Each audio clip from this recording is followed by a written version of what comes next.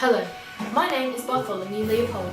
Rock music has been present throughout Australian popular culture for many years, but the question remains, how did it get here in the first place? Today I'm joined with historian Janet Gustin and Kool who worked on the exhibit. They will inform us on the influence of overseas sources on Australian rock music.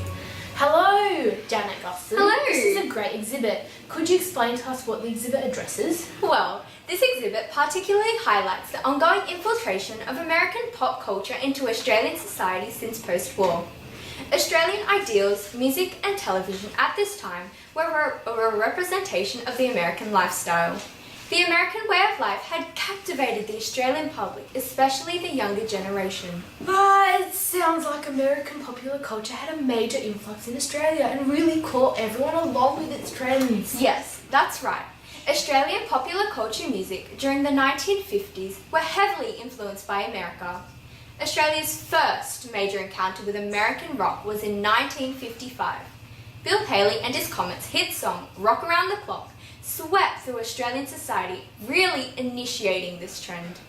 Following them closely were other American rock acts like the King himself, Elvis Presley. During the 1960s, commercial radio in Australia played primarily imported British and American music.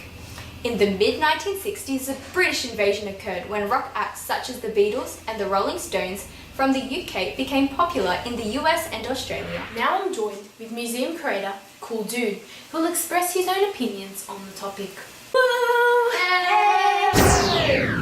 Well, hey everybody, welcome to our rock and roll exhibit. Woo! Woo! The spell of American-style rock and roll on the youth was pretty big.